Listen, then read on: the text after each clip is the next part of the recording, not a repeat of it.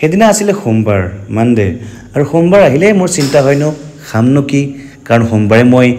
মাছ মাংস কণী একোৱে নাখাওঁ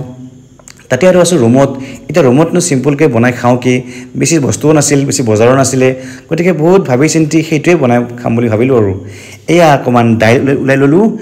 দালিখিনি আগতে মই চফাকৈ ধুই ল'ম এয়া দালিখিনি ধুই লৈছোঁ দালিখিনি এতিয়া মই বইল হ'ব দিম এয়া আলুখিনি ফালি ফালি কাটিছোঁ দুটা পিঁয়াজ লৈছোঁ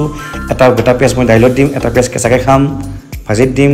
এয়া অকণমান দাইলখিনি উতল হোৱাৰ পাছত মই আলু কেইপিচ আৰু এটা গোটা পিঁয়াজ দি দিলোঁ ইয়াত দিলোঁ মই ছানৰাইজৰ হালধি গুড়ি অকণমান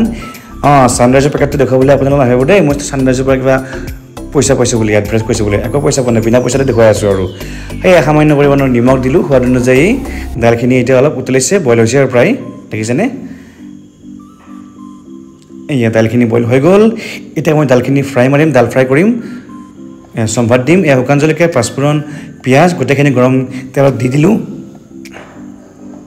অলপমান লৰাইছোঁ লাহে লাহে এতিয়া ইয়াত মই বইল কৰি থোৱা দাইলখিনি পেলাই দিলোঁ সম্ভাত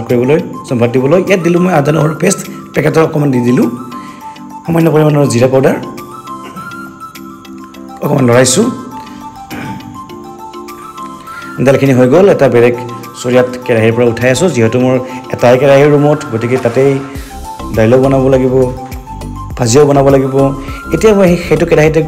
তেল দিলোঁ আৰু গৰম কেৰাহীত তেলত দিলোঁ এয়া পিঁয়াজ আৰু শুকান জলকীয়া ইয়াত মই এই যে দাইলত যে আলু দিছিলোঁ সেইখিনি মই এতিয়া ফ্ৰাই কৰি ভাজিম সামান্য পৰিমাণৰ হালধি জিৰা সোৱাদ অনুযায়ী নিমখ এয়া ভাজিখিনি প্ৰায় হৈছে এয়া আমাৰ আলু ফ্ৰাইখিনি প্ৰায় ৰেডি পূৰা ডিপ ফ্ৰাই নহয় পূৰা ভালকৈ আৰু ফ্ৰাই কৰিছোঁ আৰু এয়া পামো গৈছে আৰু যাওঁ নাযাওঁকৈ গ'ল যেনিবা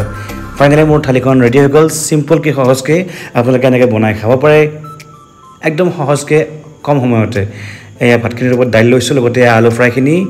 লগত লৈছোঁ পিঁয়াজ শুকান জলকীয়া কাৰণ সিদিনাখন মোৰ কেঁচা জলকীয়াও নাছিল আৰু দেখিছে ৰঙা লগত কি লৈছোঁ এয়া হ'ল ভোট জলকীয়াৰ আচাৰ এবাৰ খালে আপোনালোকে জঁপিয়াই মৰিব চ' এয়া আছিলে মোৰ চিম্পল থালিখন চ' আজিলৈ এৰিছোঁ